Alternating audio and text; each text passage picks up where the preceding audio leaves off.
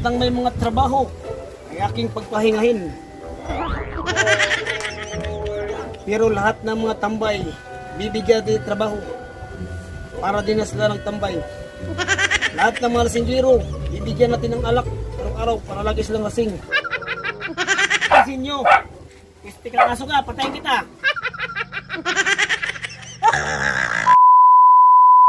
Dumating na po ang bagong Pilipinas. Andito na si Oscar de Carcar, ang tatakbong senador sa inyong lugar. Sana suportahan niyo siya sa kanyang mabuting plataporma. Pag siya'y manalo, sisimintuhin niya ang buong karagatan ng Pilipinas. Ang aking plataporma ay lahat ng mga pag dito sa Manila, napakalayo ng dagat, gagawa rin sila ng dagat doon. Sa kanilang lugar, pupunta kang hayop.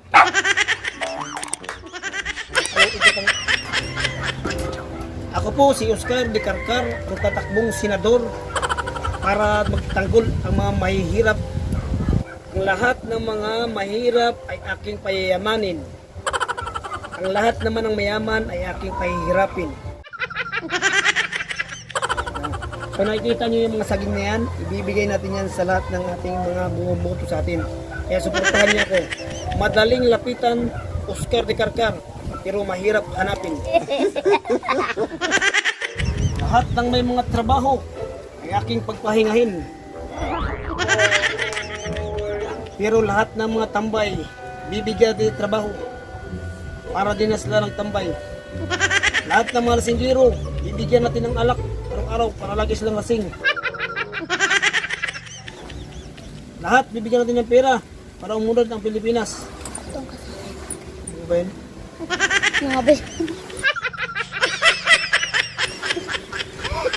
Kung napapansin nyo, piste ka ng aso ka, patayin kita. Pagpasensyahan nyo na ang aking sinilas. Ang nagpapaliktad dahil nagmamadali ako para sa serbisyong totoo. Sana all. Yan, tingnan nyo yung sinilas ko. Yan ha, kita nyo yan? Pasensyahan nyo na yan. At bibili tayo ng mamahalin, milyones na pilas. Ako po ay tatakbong senador ngayong darating na eleksyon. Huwag niyong kalimutan. Lahat kayo magkakaroon. Lahat ng mga lupa dyan na ibibigay ko sa inyo lahat. Lahat sa Manila, lalagyan ko ng yung mga probinsya, lalagyan din ng dagat. Yung kalsada na na katag, gagawin nating lubak-lubak para wala ng mga kamuti rider. Tapos yung walang mga trabaho, bibigyan din trabaho. Yung may mga trabaho ay ating pagpahingahin kasi pagod pa sila. Kaya sa darating na eleksyon, huwag niyo kong kakalimutan. Ako si Senador Oscar de Carcar.